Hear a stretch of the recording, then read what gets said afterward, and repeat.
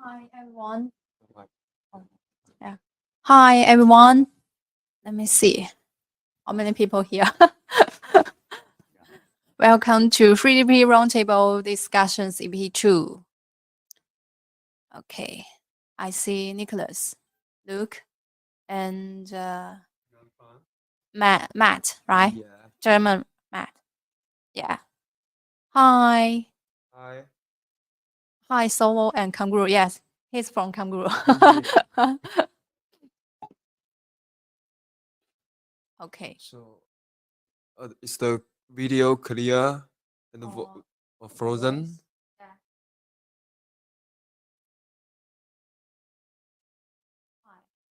Hi. Hi, Sebastian. Hi. Old friend. Yeah, old friend. He always come to our live streaming. Yeah, both Sovol and Kamguro. Hi, Damian. Already over. Yeah. All over. All over there. Okay. Oh, today I think so many people join very quickly. Yeah. Oh yeah. Yeah, Still yeah, very yeah, yeah. quickly. Last time is slow. How Last many people last time? Last time, the first minute is 0. So, Oh my god. so That's be better and better. Yeah. yeah. We still 4 people this time, but we're Uh-huh. waiting on, right? But it's Yeah. okay. It's okay. We go according to our schedule. Yeah. Yes. Yes. Yeah. Okay, today is the EP2. We are going to talk about the newbie guidance and all matter importance and about Klipper, about 3D printing with children yeah. education, and the very big topic is from Tom. He will say the future of 3D printing industry. Yeah. Okay, let me see what will he say about the topic. I'm so looking forward to it. Good to see you all. Thanks. So I think it's time to go to the topic, right? Yeah. Yeah. Or maybe we still need to introduce ourselves more detail, since I think every time there should be some new people just checking the live, and they do not know any of you, and also look. Yeah. So okay, my fault, my bad. Yeah. I think we are so similar with everyone. Okay, I need a band. Yeah. Fine. Both Sovol and Kamguro. Yes. At Holden side. Yeah. Yeah. I'm Holden. Yeah, I'm from Kamguro. I'm new guy in this live stream. I'm Cecilia. You might be familiar with me if you are a part of our Sovol groups. And I'm usually active in the Sovol community and excited to meet you all. Hi. And also, Luke. Yeah. You may Hi, introduce I'm it. Luke Hatfield. I'm the ghost in the background that helps with managing Facebook groups, and when I can, helping with engineer support for the Sovol and other manufacturers on getting good products out there. Yeah. Okay. So let's start our topic. First topic is like from Ben. Yeah. Okay. So yesterday I posted something about the new customers, which the first time got their printers, and what they should do. This is a very interesting topic, since some people may say that you use the printer first, and then depending on your experience, you start to modify, or you just stay with it. Yeah. But what I'm talking about is people do have some problems. I think in a very early stage, they should have a learning curve, and thus they will have some questions to ask. They will to check on the Google or YouTube or Facebook, and specifically Facebook, that people when people post stuff, maybe the question maybe looks very stupid sometimes. And some people, they already familiar with 3D printer, they will think like, how do you even do not know this stuff, if you're buying a 3D printer, and or some people will say just please Google. Okay, this is their answer or the help to the guy who has problems. And today I followed my post, and some people I think they are saying very good stuff. They said that when people have some problems with their first 3D printer, they sometimes even do not know how to describe this problem. So when I ask, so people should be canned, since we all in that position before. So that's kind of my topic today. Then and I want to For my part, yeah. For my part, with the Facebook groups, I did one in the Crowley official group, and I should have done one in Sovol for Christmas. But the general thing that we do in the groups, in all the Facebook groups, Sovol, Comgrow, others, is all questions are allowed, and we actually discourage people from saying Google it. It's sort of against our rules. If you want to offer a link to something or information to help other people, we encourage that. But we admonish those that just say Google it or you should understand this or that kind of attitude, because it's unfair to the new users. It's part of what started me building my help guide so many years ago or whatever. But just know that if you go to the Facebook groups, it's okay to ask. It doesn't even matter if the answer to your question was resolved in the person's post before you. You're not expected to know it, right? We're all learning. Yeah, I think since Holden and especially working daily basis on the community, I think you two should have more opinion too. So you may share a little bit. Yeah. Once I'm coming on Sovol community, I make the problem about the users bad leveling, and now, 7 months ago, and still have users talking about bad leveling, and I see that there are many easy or complex problem on our community, and I'm always thanks that many users, many other users are are willing to help each other, whether there's the easy problems. So I think is the meaning of the existence of community. Yeah. In Camgro, there's also lots of people asking about our big printer T500. Almostly, also as a new guy is as that the user, so I need to ask our engineer and then reply them. And I think that's a kind of improve for myself in 3D printer. Yeah. And So, and honestly, with the new unit like the T500, I have one. Every unit has its own peculiarities. God, I can't even speak right tonight. It has its own quirks. We'll go with that. But we have to figure those out with each model when they come out, because as much as they all look the same, how each component in the hot end and everything interacts has a different effect on how you maintain it, what people are going to experience for problems. So there's a learning curve, even as much as the T500 is very mature in its design, but we don't know what its quirks are yet. That makes sense. yeah. Yeah, it's true. Yeah. I think Paul just Yeah, came. I just got here. So Yeah. sorry guys, I'm late. And, Okay, okay. So I think maybe you have some 2 cents ideas of the question here I share is that for the new people who first time got their 3D printer, since Paul also manage our printer groups for a while. So I think you also see some struggles, also see some people's comment. But what's your opinion about people who first time get their 3D printer, especially during this holiday, they get their first printer as a Yeah. gift. Yeah, that's true. Yeah. So I used to manage the SV06 group, like face group.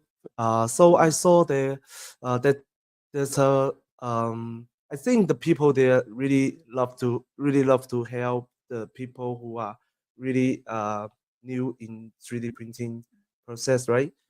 So like when someone like posts, I remember that one guy. He usually like pose the question about the hot end, and yeah, I remember like lots of people like would love to help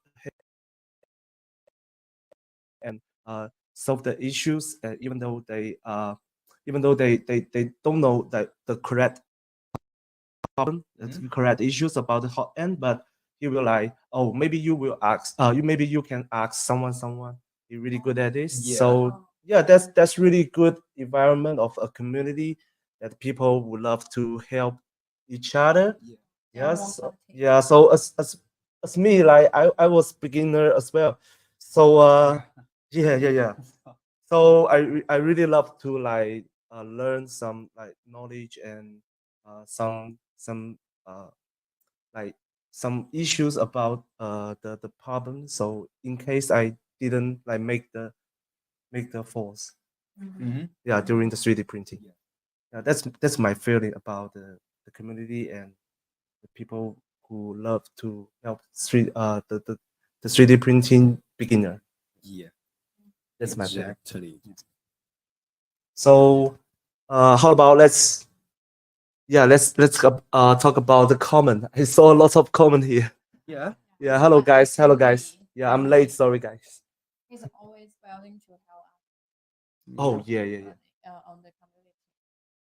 Yeah, I You believe see that. my energy. Yeah, that's lovely. So for this comment, for this part of this discussion, this is part of why we have so many communities within 3D printing. Yeah, that's true. So we have other problems, support each other, and trying to work out machine.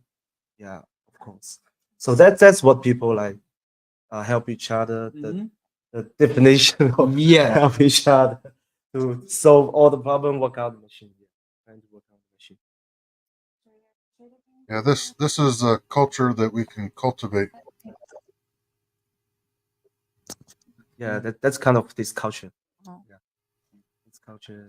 Yeah, so Sorry, along the lines of new people stuff, I was telling Ben when we were in our prologue or pre-setup that there's a couple things that I'd like to get out to the community, and I might even do a addendum to my help guide or some new work along that line. And some of the biggest things for them to understand, first is a basic one. When you load your filament in, that part generally goes pretty well. They understand you have to heat it, they have to push it in the hole to get it through. But when it comes,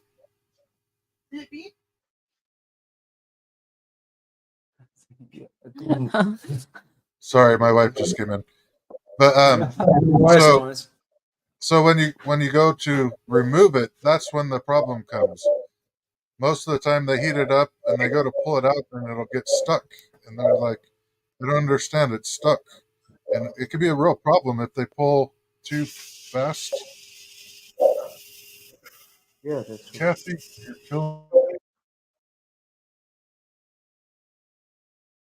Yeah, that's true. You know, you have to heat it up, push down for about 3 to 4 seconds before you pull it back out. And I'm going to mute more than not because my wife is having to bleed the steam off the pressure cooker.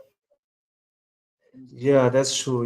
You gotta be patient and hit the question, hit the problem. And yeah, that's what we like. Like advance technical. Yeah, it's always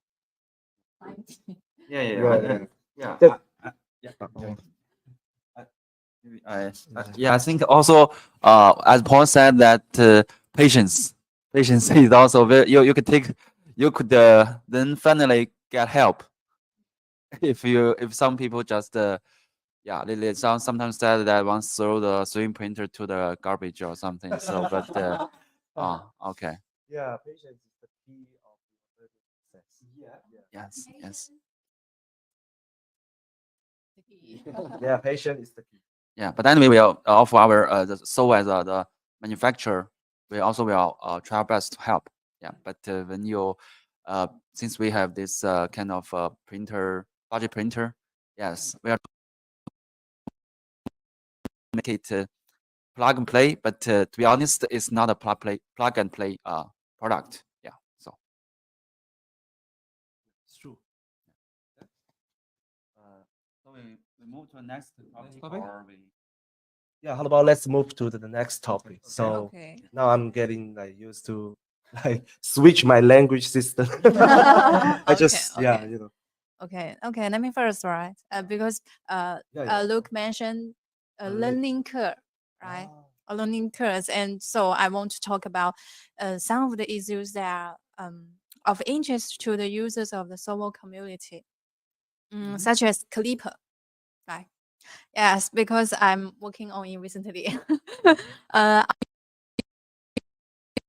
Users ask us some questions about Klipper from some simple beginner to advanced setups is a complex issue. We know that Klipper is a trend. The most obvious thing is that it makes our printers faster and better quality, but at the same time, it comes with a learning curve. For some advanced 3D printing, if users essays, they are happy to use the open source Klipper to set out various parameters as they see fit. But for some beginner players, it takes them a while to figure it out and study it. It is a normal thing to feel frustrated and disheartened if things don't work out the way they want. And in the market nowadays, like K1, Cobra 2 Pro are only partially open source Klipper.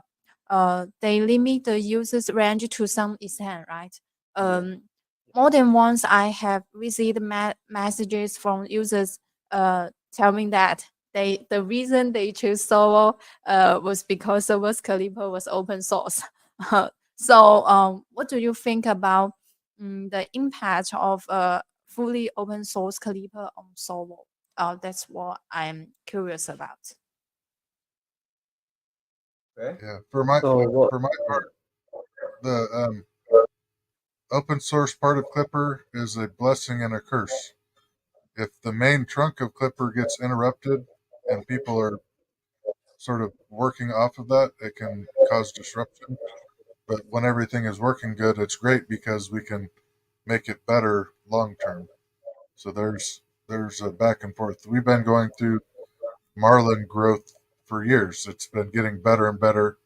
But I remember it's been about 2 years ago, somebody messed the main trunk of Marlin up, and it took a week to get everything back on track for firmware construction because of the ripple effect that it had for my part.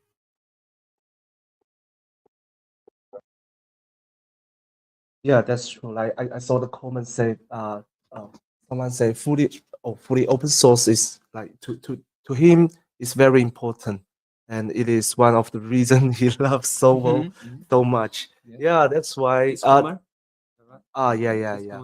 yeah. So as I know, like fully open source is really like I think it's kind of like common in Sovol brand. Yeah, of course.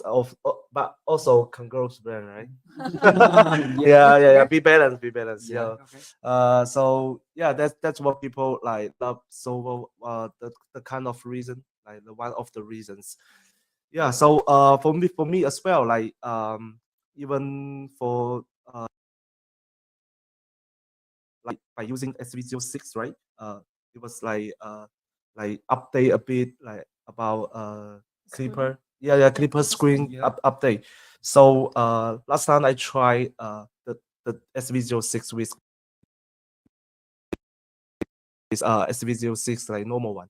So my feeling is like the Klipper open source is like really help like kind of like old machine like be performance like better like the original one, right? Yeah.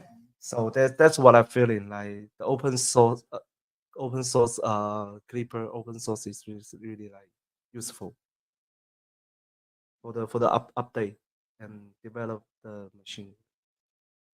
Yeah, that's what I think.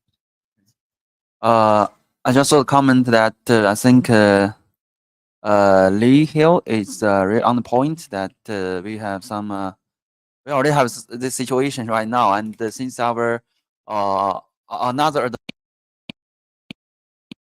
also like professionally and also care community, which is Rory Game mentioned, which is Lee Hill said that open source has created many problems as well as satisfied many people.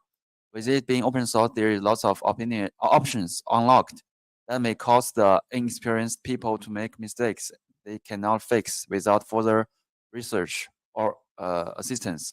For the experienced, it is great because it gives them the ability to have full control over what their machine does. Yeah, so actually, Roar Game just sent me a private message talking about this, and he said since more and more people getting the SVO7 and as some people have more problem than the SVO6 or 6 plus. Besides the normal problem, there's the Klipper itself. Now, the advantage now is some disadvantage, and it's kind of also I think it's a dilemma here is that for Sovol as a manufacturer, we want to provide this thing, but we can't control it since it's open source in the beginning. But we need to fix the problem, and also we need to hold our warranty. So what's the boundaries? So it's what now I'm working on it. Yeah. So and I also want to maybe hear Luke's thoughts on this. Yeah. Yeah. So it's kind of problem I that we are think facing now. Yeah. I think that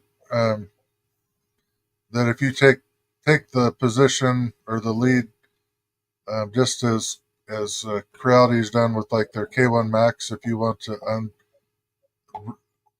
root it and do your own Sovol or your own Klipper, that's great, but you do it at your own risk, right? Once you've rootkitted it, you're on your own if you cause a problem that damages the printer. I think that the community needs to understand that, and as long as we understand as users and as manufacturers that those that are taking that step do so at their own peril, I think that we're okay. You're still going to get some users will be like, well, you let me do it, but I got hurt anyways, right? We can't help those people because there'll always be ones that say, well, everybody else was doing it, and you said I could do it if I wanted to, so you should have told me no. And we can't get in front of that.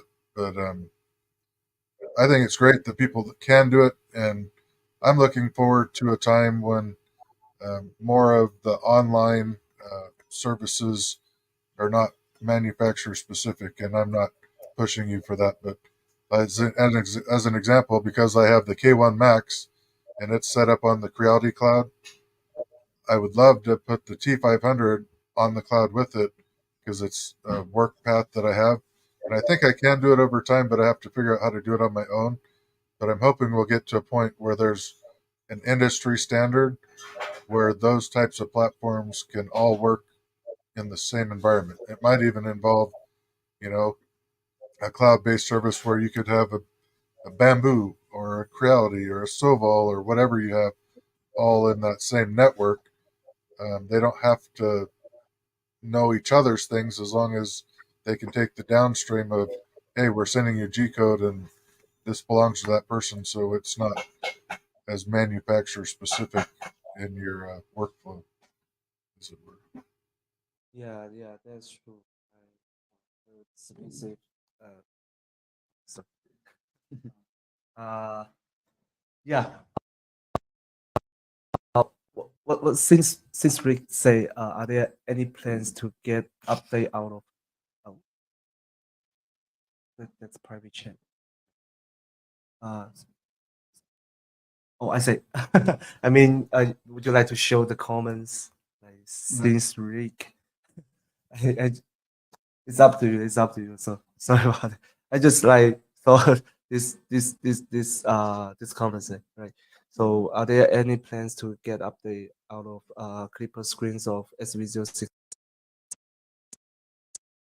Some part of the server revision out of date and some feature recently released are missing.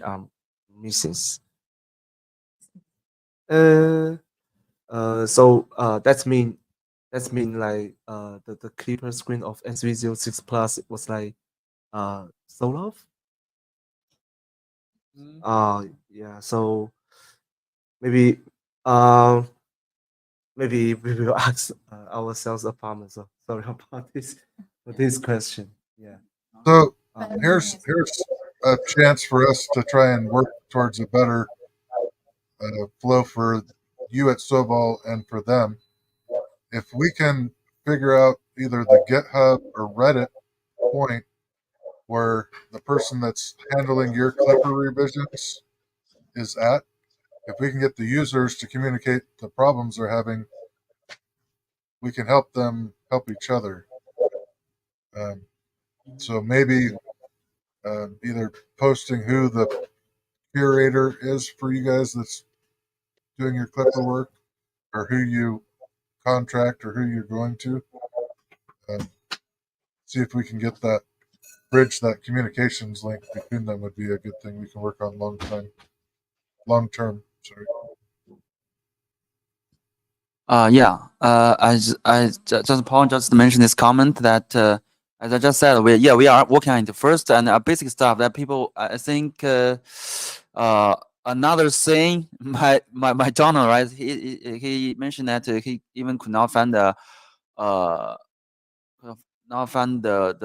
method of refreshing if someone mess it up, right? I just put it a very simple word. Yeah, we and Cecilia actually already working on this, and he will just go like check as much as she can of the community posts about latest Klipper stuff, and then we will analyze the main problem now is what, and then we will talk to engineers with a solution, which means if we already have a solution, but so many people do not know, as Saint McDonald said, or it's a new problem that never happened before, and we need to get some answers and spread. So different situation about updates. Actually, this also is very big stuff here. So I think we will take notes down, and we will talk to the company, see what's the strategy we have to play later, because we need to balance the pro maker and the newbie. Yeah. Sometimes it's same. It make it easy and make it simple. Maybe it's friendly to the newbie, but I think some manufacturer locked down. I think their direction is go to the easy, the consumer electronics method. But if we insist the open source strategy, different to than anybody else, then we need to make sure that we have this solution in the beginning. If people mess around with their printer and they break something, and at some point they break the warranty, but we need to do something about it. We can't say you break the warranty. From the sales part, it's break the warranty, but from the I think the loyalty part of the customer, I think from whatever perspective we need to help, or it's our direct help, even they break the warranty, or with the community. So, but we are working on it, and so that's why we have this live from now on, and we personally, as I in charge of the whole brand, and I want to get as much as feedback as I can, and to talk to the boss as much as I can to make him yes not satisfaction, but let him know what exactly people are thinking today, tomorrow, next day. Yes, they constant think this is the right way for Sovol to do. So And we can hope- can steer that a little bit in the Facebook groups at least. Maybe I'll put up a post that gives a format for bringing forward issues, whether it be Yeah. with Klipper or whatever.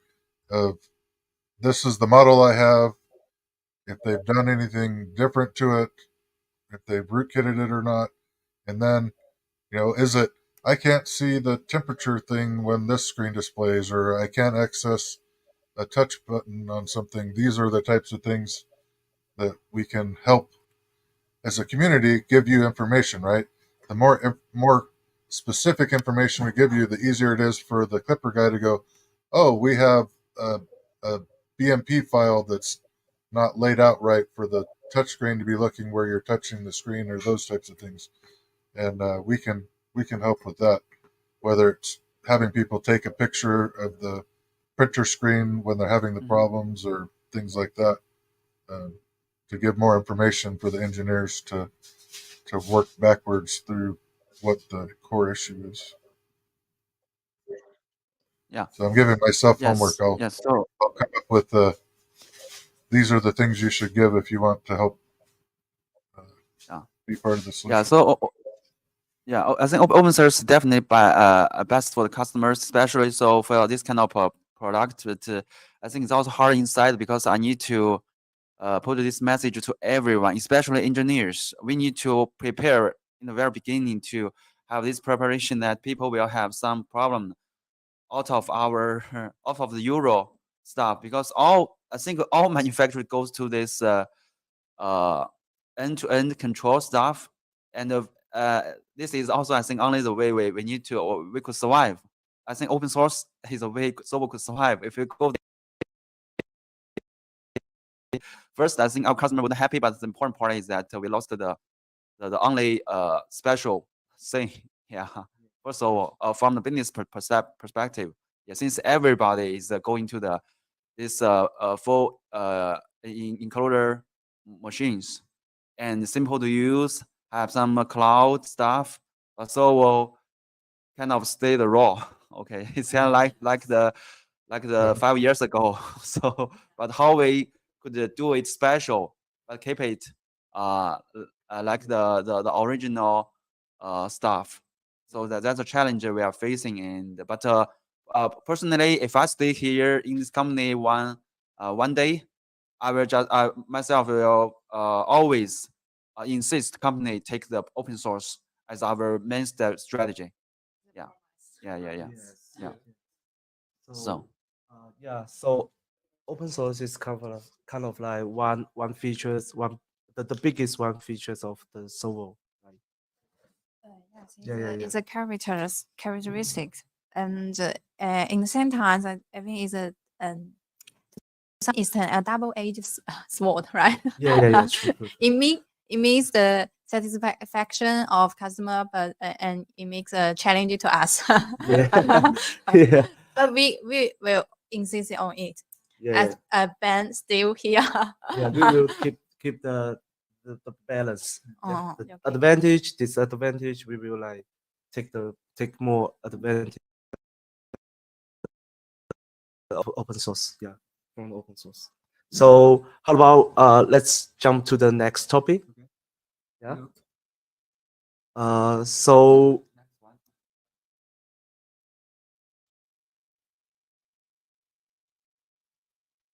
This is the look topic. yeah. So Luke, would you like to share about your opinion about this topic? Yeah. So I had brought this topic up. It's evolving in the community at all. I admin over 55 different 3D printing groups at all. And so there's this community-based struggle back and forth between PTFE lined hot ends and all metal hot ends. And we'll do this a quick explanation for those that are new, because we have the new people coming into the community. So in the early days of 3D printing, we had just a metal sleeve going down to the nozzle. And when the filament goes down in there and gets hot, when you do retractions coming back and forth, it would stick in the transition zone between hot and cold and jam, and it would cause problems. Well, we figured out at the manufacturing level that if we do a PTFE liner down to the top of the nozzle, that PTFE has no friction to that transition zone, and it allows it to print better and less clogs and less retraction problems, right?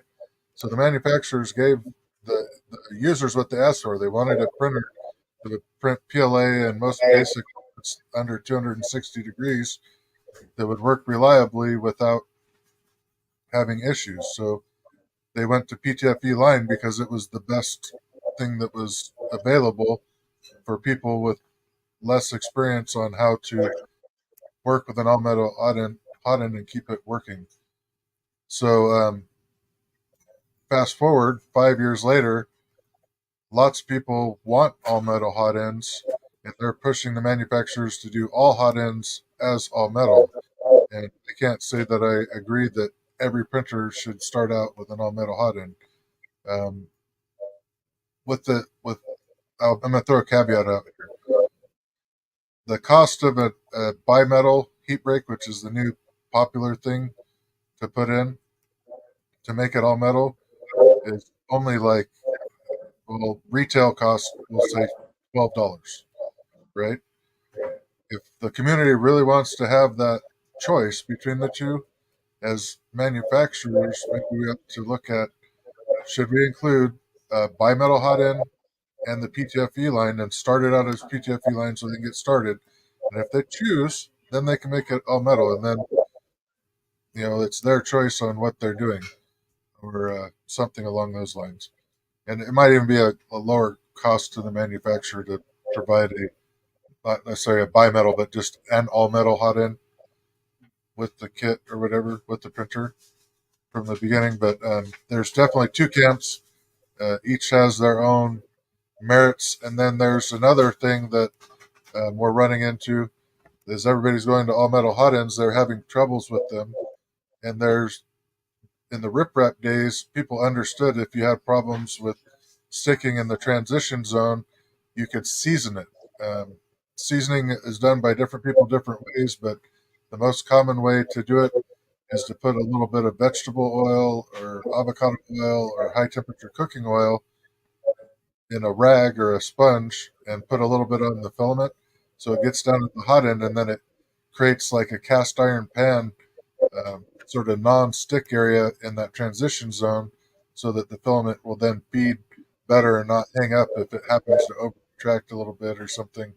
It doesn't get stuck in that transition zone, which is called seasoning all metal hot end. So there is maintenance that can be done with that. We can talk about polishing metals or whatever. There's a whole bunch of stuff that goes with that or whatever. But these are the things that I see playing out in the community, in that they're pushing more and more for all metal, but not everybody's ready for all metal. So we either need to come up with that happy medium of we provide it with PTFE and an all metal if you want to switch, and then we can work on the community education on the pitfalls that can be of what you need to understand to run all metal hot ends without having too many headaches. Yeah, that's true. Like, oh yeah. So that's true. Like I don't think it is good for all the printer to turn back all the metal as well. Like some printers is got specific like kind of like specific material, right? Yeah, kind of printer like they suit for this material, like even the metal material, like kind of like industry one. Yeah, so they turn if they turn back to all the metal, like all the metal for the line hot end, for the hot end. So I don't think that is really good for all the printers. I think because the material is like it's like different. If they turn back to all metal, maybe it will like hurt the nose, like damage the nose. I don't really like sure that, but that's my like as my experience. I think that if they turn all metal, like maybe it's not good for all the printers. It maybe So mostly. Sebastian is what I would consider a power user like myself, and he's saying that you don't have to season them if everything's going well, and that's sort of my point, is that it doesn't always go well, and the biggest problem we have is user education, right? Because if everybody knew and followed and didn't mess up and had their retraction such that they never over retracted and had problems, it'd be great, right? But not everybody knows that. So you're going to get somebody who goes to do the retraction testing setup or whatever, and they figure out that, hey, if I retract 1.4 millimeters, my retraction goes away. But then later on, they're in a 5-hour print and the heat soak happens and then it starts jamming. They don't know why, right? Because a seasoned person that understands retraction and all metal hot ends will never go above like 0.8 to 1.2 millimeters on retraction, because they know that long term it can have problems as that heat soak happens in time, right? So there is an education aspect, even if you have the best equipment and everything, if you're not giving the right inputs to the machine to keep it from causing problems. And that's the point, right? Yeah, that's true. Yeah. Look, I have a question here. So, since you have many printers and you have latest printers, so of maybe all brands, I don't know. So, is there is this all budget printers like $200 more or less? Can have the all metal, or yeah, from the printer you have right now, like the creative printers or Anycubic Aligo printers? Do you know So that? Yeah. I'm seeing a transition in the we'll call it sub $300 class. Almost all of the direct drives are going to all metal hot ends, and there is a case to use PTFE line even in a direct drive system. You do have closer control with the direct drive, but there's no reason you couldn't have PTFE line if you wanted it. But yeah, I'm seeing more of the newer models, especially from Creality, starting to have either an all metal or bimetal hot end, because they're newer models. That's part of their feature set. And I'm not saying it's bad, and their curated profiles are having limited enough retraction. It's not a huge problem, but occasionally I run into people that are having issues with it and they don't know. There's no big community support on how do you fix it, right?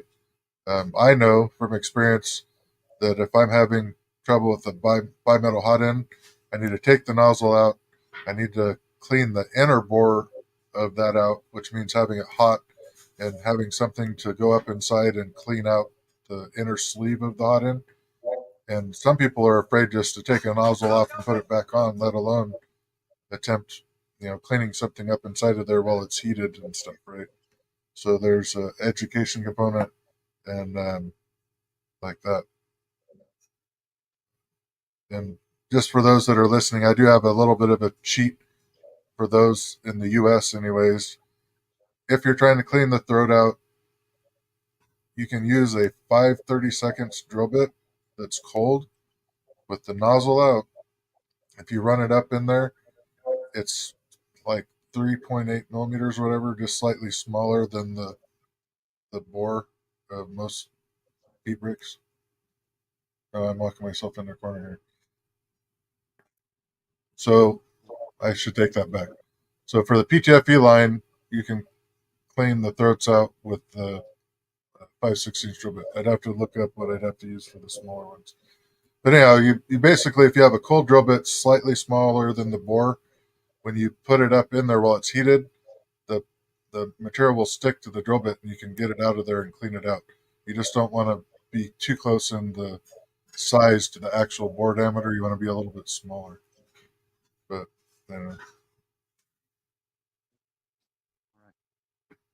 Okay. So what's next?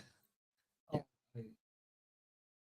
You have some. No. I just saw a comments. Do we need? Say something? Okay, yeah. Okay, yeah, of course. If any comment you have your Comment. your comment on that comment. On that comment. Okay. Yeah. Yeah. So, Sebastian said, This one. yeah, that's really long. Oh, I think for the last question, right? It's okay. Oh, yeah, I want that's to okay. comment it. Yeah, that's okay. So, I just wanna like share show Okay, the okay, comment okay, that okay. this season should not be necessary with properly designed heat breaks. There were some poor design which were very prone to clogging with PLA and other low temperature filament. Yeah. And but the good bit metal heat breaks should not have these issues. Oh yeah. For example, the all metal noise from my JG Maker artist D Pro are awful. Around the taste. Yeah, Yeah. he's sort of pointing out what I'm pointing out. If it's done well, then there isn't a problem. But if they do poor metal heat breaks, there's problems, right? So there is no one size fits all. Like even I know that E3D has done experimenting with their all metal hot ends or heat breaks, where they can actually polish them too well, and that causes problems versus having a slight amount of coarseness to the throat for maintenance.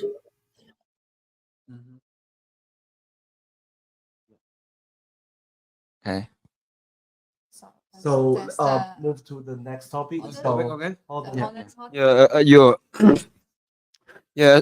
As we know, lots of family now buying their first or more like second or third 3D printing, a 3D printer to their family, and also there are lots of children uh teaching 3D printing in their class. So the topic is about what the adventures of 3D printing technology in the field of children's education. So I would like to say first, like Yeah. and there's one advantage is that I can stimulate children's creativity and imagination.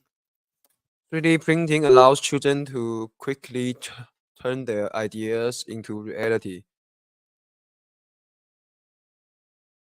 and stimulating their creativity and immigration. For example, children can use 3D printers to print out toys, models, buildings, and also something else of their own design, thereby experience the joy of creations. Yeah, Yeah. I'm of the opinion that 3D printing is going to be a life skill for many of these kids. And I encourage all of my friends that are willing to invest the time to get their kids into printing. Most of these kids, if they start working with CAD CAM software now, by the time they reach high school age, they'd be well on their way for becoming a professional design engineer just from their ability to use those programs and stuff.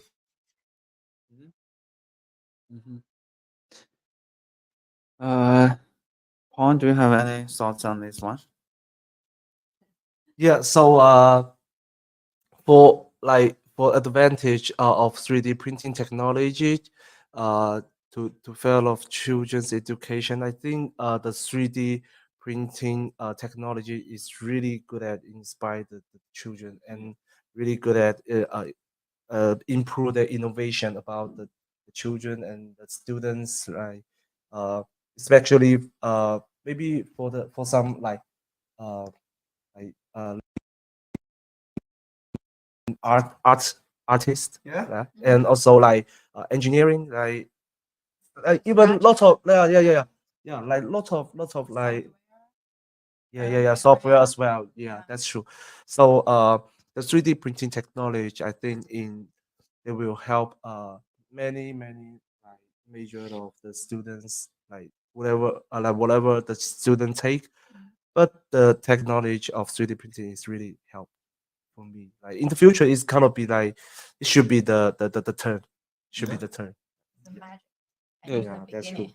That's Yeah, true. also in my opinion, the application of 3D printing technology in the field of children's education has a broad potential. With the continued development of 3D printing technology, 3D printing will be more widely used in the field of children's education. Yeah.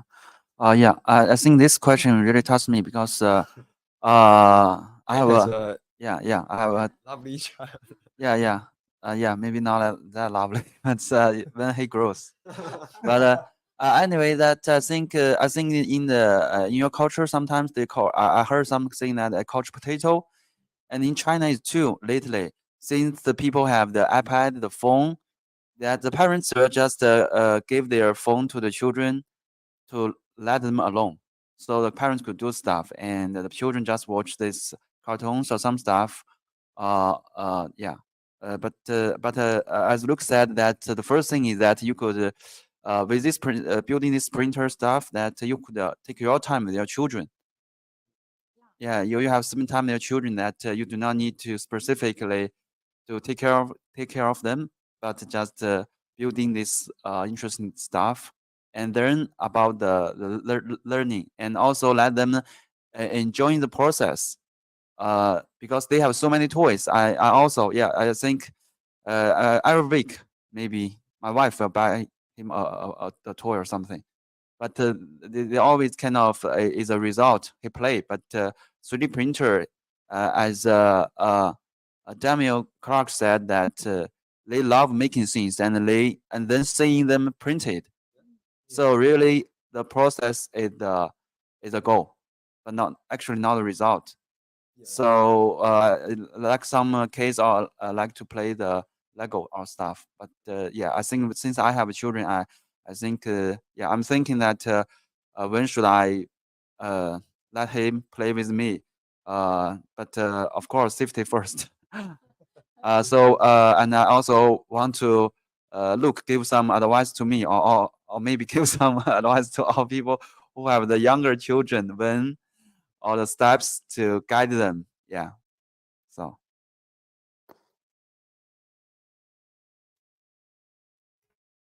Yes. So the the biggest thing, I mean, there's so many different age kids, right? You have to find your kid where they're at. But if you have a printer there, whether you're helping them find models on Thingiverse that they take and make those first, and then later, if they find something at home they want to make or design or modify or whatever, then you can engage with them on using either the software to modify existing models or use Tinkercad or Fusion 3D to make their own things. These are all things that they can explore, and it's a learning process, right? And they learn about tolerances, and they learn about how parts interact with each other and things like this. So um, I don't think there's any loss in even having a hard time with it, as long as you're spending time with the kids, uh, printing things and making things and letting their creativity loose, as it were. Yeah, that's true. Like for me, like I was think about this, like the 3D printing as a hobby for the children. Maybe take this hobby, but for children's education, like someone like have a little bit like push the 3D printing to those children and students. They would love to take, take part in the 3D printing process, right? Exactly. Yeah. So if it's only a hobby, like you like recommend for your children, recommend for your student, oh, go 3D printing. That's really fun. Maybe the children will not take part in. Yeah. So for education, like if you like teach the student, teach the children how to make it. So I think that's more and more easier. Let them like interesting 3D printing process. Yeah, that's really good for education. Yeah, I think Paul is on point. Yeah, of course, I will not force him to learn 3D printer, but yeah, I just think that yeah, I think before everyone joining this company, that maybe you do not familiar with this, but when you familiar this, yes, you think I guess everybody want to buy one, but you don't have any purpose to use it. But if I send you as a gift, you will take it as a gift. But I think before you join, but if you not join this company or know this stuff, when people send you a printer, you think it's a machine. Yeah, it's not gift. It's not a toy, or it's not something to have fun. Yeah, you you maybe ask why you give me this as a gift. In China's circumstances, there is some people I know they use it, but not like the United States or the European or the whole world at some point. So that's why I bring my children in this very early stage. Of course, they will choose their own way if they like art or other stuff. But anyway, I'll show them if they're interested in that should be a good one.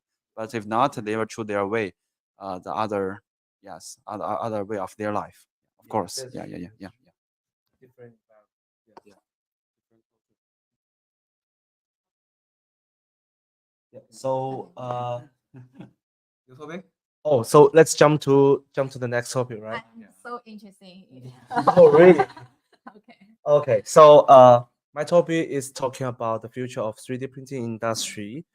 Yeah, it's kind of like a technology called mix. Yeah, yeah. Would you like to show? Oh, so Cecilia, I send you a picture. Would you like to show on this laptop and maybe show to the audience? Laptop? Yeah. No. I mean, I sent to you. Would you like to like just? Yeah. So it's kind of like yeah. So what I'm going to talk is about the future of 3D printing technology. So in the 3D printing process, the material is continuously added to the modeling, yeah, and exactly the opposite of the subtractive manufacturing process. So the original process is kind of like decreasing the original material, like it got the 3D projects out and also with a lot of waste.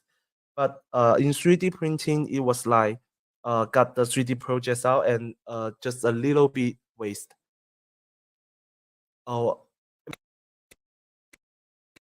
can also just show on this laptop and it looks okay. like this. Yeah, it's just like a image of draw. Like the cost model. So what I'm going to talk is You need the. Just show the camera. I mean, you can like just show the show the picture on your laptop and just put the laptop to the camera. Or you can. Yeah, show it on your that's phone. convenient. Yeah. on your phone. Because it's not complex. Yeah. No, here. I use. It's in Chinese. It's kind of like yeah the break even point. I'm not sure that the camera is work. Okay. So I think people get wrong. yeah. Okay. I think you're talking about the mass production. Yeah, it's like kind of like the future industry, like did the 3D printing be possible for the future industry, like the the the, the most popular way to create things. Yeah, maybe you can like show to the yeah. So there are two lines in the picture. The origin, orange line. So one line is represent the traditional manufacturing cost, and the blue line is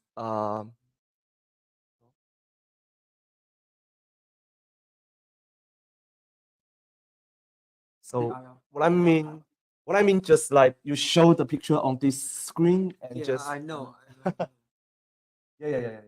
We download it first. So sorry for didn't like pre Which one? prepare for the Here, camera. here. Open it. Yeah, it's having been a machinist in subtractive Oh yeah. manufacturing and also doing the additive manufacturing, Yeah. at some point we're going to have that nexus, and they're sort of getting towards it with some of these multi-tool head things.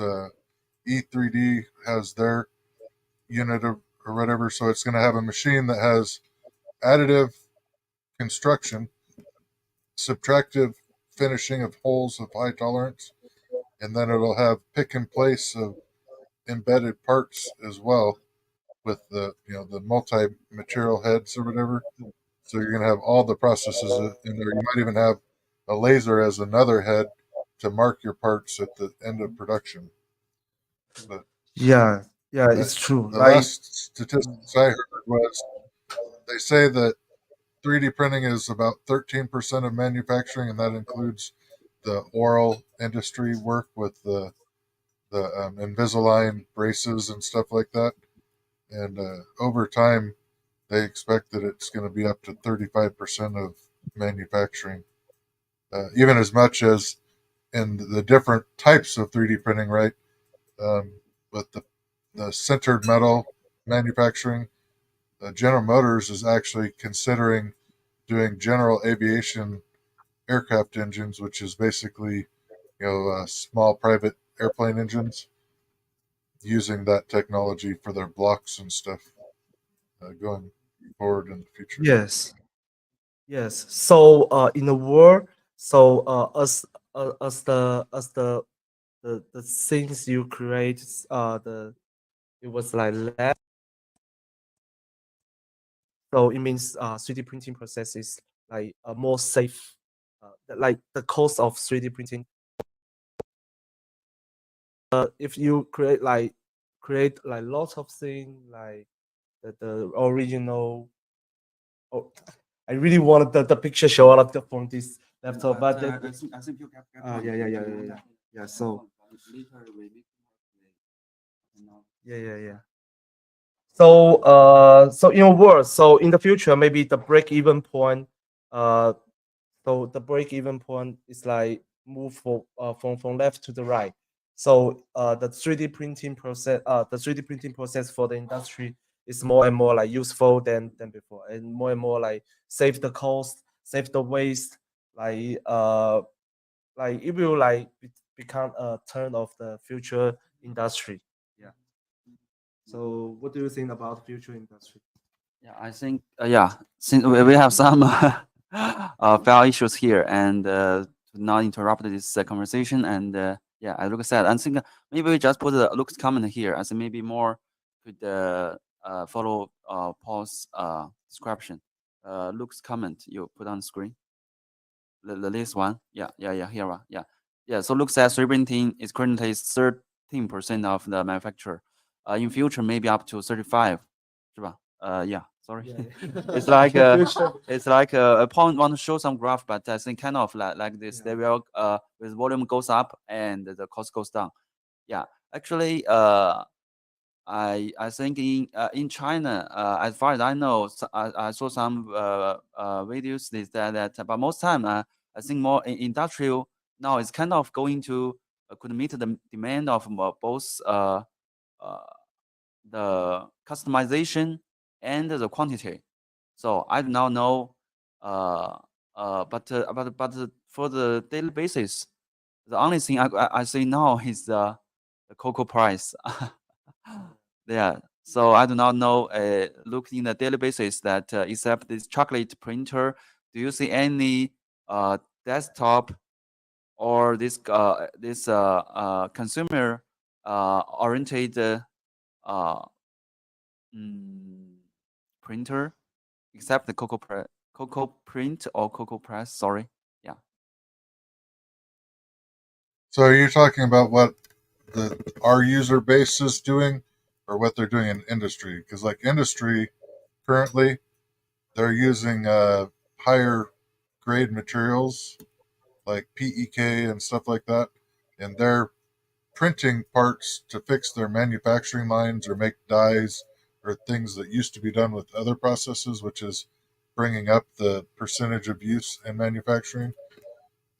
I know in the U.S. there's tons of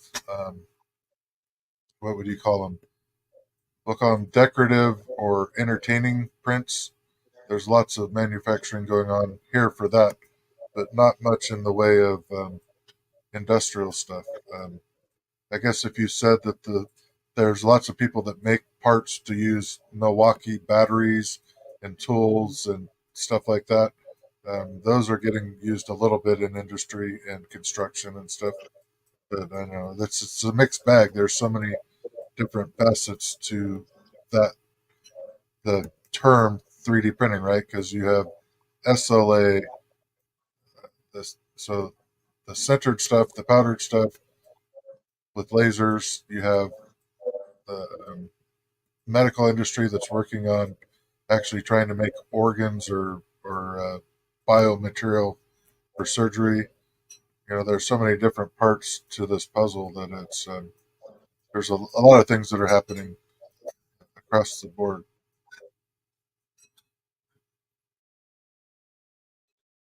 Yeah, I think Paul in total is talking about the industrial 3D printing. Yeah, but I think maybe we should go to another direction. Is that in an easy way, that how some people buy 3D printer, they want to make money, so they have some print farm. Yeah. So maybe we change to this direction. Is that because some people doing business on the Etsy, and they sell this cosplay stuff. Yeah, because in industrial area, actually we do not familiar, and as far as I know, that usually 3D printing will be making some high value stuff, and the customization is also very different. Yeah, but as a consumer side, I think usually what I say is like I think the most popular guy is Uncle Jesse, the YouTube channel, and he really, I think, goes to a different direction that is kind of it's not going to the volume, but going to the customization and kind of yeah. So Yeah, I see through my local community many different things. So some people are making decorations or whatever they can sell on Etsy or eBay or other Macari, whatever. And then you have people that are offering printing services, right? Not everybody wants to own a printer, but they want printed things that they see on Thingiverse. And we have local people that advertise, in different forms of cost per hour, price per gram of filament printing services to make stuff for people that don't have printers. So that's things. And then we also see people finding niche markets where they're developing a new product that is 3D printed and they print and sell them on their own, right? And then you also have people that are like, I'm developing something that could later be commercial for fishing that I can 3D print now, but would later be better done injection molded, right? So people are exploring all the different avenues that can be revenue streams from printing. Whether it's making a model for their friend that doesn't have a printer, from one kid to another that makes $3 or $4 for printing his buddy a articulated frog or something, to full on other things, right? Yeah. I also see another thing like this, that also production, but not pawn sway, since it's industrial. I saw some people, how to do this. They design some accessories for the cameras, for that Canon cameras. Yeah, and then they sell a ton, and then they make some videos on maybe on YouTube. You see that? Yes, it's just because the camera manufacturer do not produce or do not have this accessory at all. So they print this a ton and then sell on Etsy. Yeah, it also goes volume, but they use this very simple printer. Even use some like the desktop 3D printer, whether it's quality or Sovol or NQB other good, they just produce a ton. But it's not like it cannot compare to the industrial side, like tens of thousands. They maybe produce like 500, and they could mark this piece maybe like $20-30, but actually the cost is just a few cents of the material and the shipping cost. Yeah. Yeah, there's a back and forth on that. It's the value of creating the models to make the parts that only cost a few cents in plastic with the printers to get there. I do a little bit of work on the side. I don't advertise it, but I have people consign with me to CAD design STL models for things that they want to do, and that goes all over the place. I do charge for the service, but I tell you, I don't make money on it, right? I mean, they can't afford to pay me what it's worth to do that. So there's sort of that back and forth on, is it cost effective if I have to model it to then do it, right? To some people it makes sense. Like there are people that are making processes to make replacement lenses for cars that are no longer in production, and they're sort of you create a positive of the thing and then you do a mold, and then there's many processes to it, but there's all kinds of different ways to explore the printing. Even casting, there's the they call it lost PLA casting of metal parts. So you make the positive of your part, you pack it in sand, they bake it in a kiln and melt the plastic out, and then they pour whatever aluminum, bronze, whatever their metal is, and cast parts off of the parts that they 3D printed. But yeah, there's all kinds of different things you can do. Yeah, you're on point. And I saw some posts that first we put the Daniel Clark's comment that the next one, this one. Okay. Daniel Clark said eventually I would love to provide a printing service local as well. One day. Okay. One day. Yeah. We believe that you will make it. Okay. Yeah, that's kind of yeah. Yeah, But yeah, since I think a couple weeks ago I saw a YouTube video that some YouTuber, they have their car, the side of the car, there's a small light cover broke, so he asked the manufacturer if they could provide these parts. They said they cannot, but if you still insist, they maybe charge you like I don't know, $100, some stuff. So he used a bamboo print, okay, to print it, and maybe have some failures in the beginning. Some print the first, second, third one is failure, not compatible. But then when he changed tweak some dimension and then fit it. Yeah, fit the size. So this interesting part. This is not make money, but this is the customization part. But some people, yes, they really just providing. So that's why that's sometimes I think interesting us as a manufacturer that say so many people like they buy like 10 printer, 20 printer, yes, to produce one thing as much as they can, and they sell it. So yeah, their business. So and sometimes there's some videos that will be have 4 views about how to make money with 3D printers in 2023 or 2024. Always have this stuff. Yeah, people talking about this, but related to the Pond's topic, but not about that. But which explains. Yeah.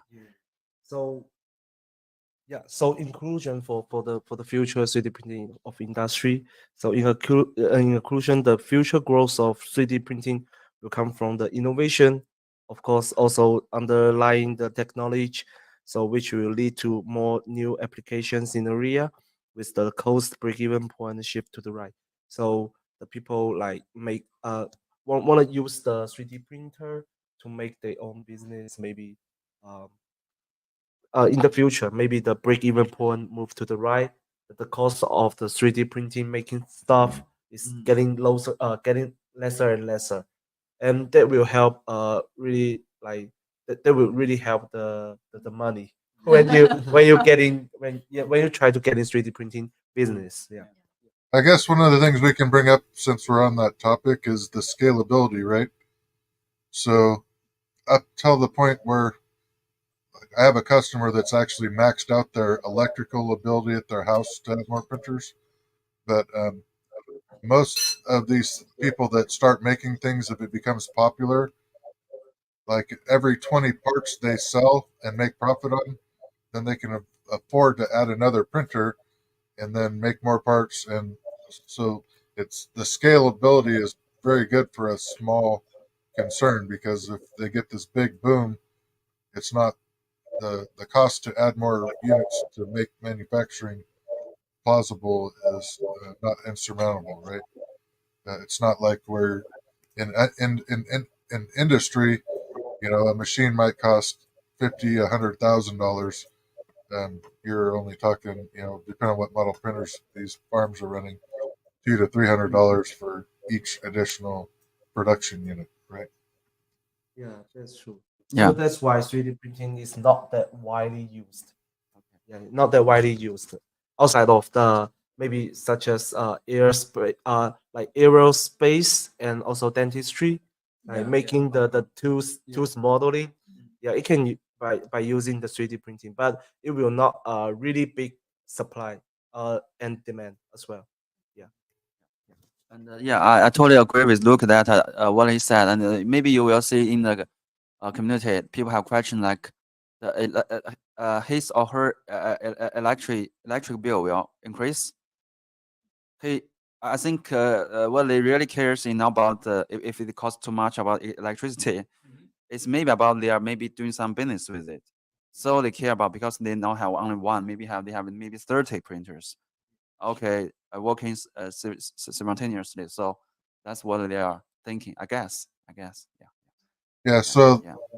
yeah, they have over 40 printers running that they just can't get enough power to the house to print and have any more printers at their house.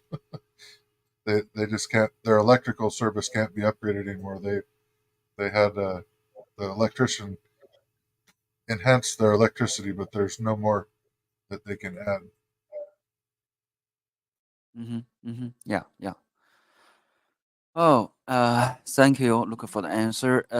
Any further topic we we may have? I'm ready to wrap it up. My wife has done a great job making my dinner, and she's giving me the evil eye that I haven't eaten it yet. Yeah. Okay. I think if look, I'm sorry for the I think extra time. If you have anything to do, we are done here, but we may be left here for a few seconds to answer some questions. Yeah, If people like to Q&A. So, but anyway, look, we may catch you later if you need to go. Yeah.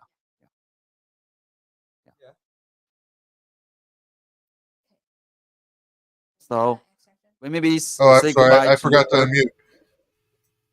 I'll see you next Wednesday. Looking forward to it. This being a regular thing, and yeah. I'll catch you on the next one. It's daytime and nighttime for Night. nighttime. Okay. Catch you later. Bye. Bye. Thank you for joining. Yeah. Okay. Then you yeah. All right. So thank you everybody who stay here till now. So any questions you may want to ask related to Sovol, anything you may ask here. Other than that, we may also will say goodbye. But before that, yeah. Do you have any specific questions related to the product, the service, the future, anything about Sovol? Yeah, we will maybe wait for a little bit. If not, then we catch you next week with some interesting topic. Yeah, and I personally I'm thinking that for later maybe we could invite more people join and share their experience of the 3D printing journey. Whether you are have some business or you just have some this is your favorite hobby. Yeah. So. If you feel free. If you feel free. Yeah. Oh, we have some question here. Maybe you put on the comment. Yeah. So, seeing McDonald said, when is that AMS system coming? Yeah. Actually, we are working on it, but we maybe have a different strategy since always small and with limited resources. But we really working on it, and we may have some latest news to share. But assume that next month we will see if anything we will share to you about our progress with this AMS stuff. Maybe Yeah. if you're interested, just look forward. Yeah. So It's exciting. So, wow. yeah. All right. All right. Yeah. Do you guys have any question? No pressure. No Thanks. pressure. Yeah, no pressure. Yeah, of course. Yeah, I think for the AMS or the also last week we talked about the MMU multi-material unit. It's mainly about the software's side. So I think we do not have that resources of engineer compared to Create, Algo, and Anycubic or Bamboo Lab. But so we maybe direction and provide this kind of option for the pro makers. Yeah, and try as much as we can. Yeah, as a whole company. Yeah, yes. So maybe we say goodbye here. Yeah. It's time to say goodbye for all you guys.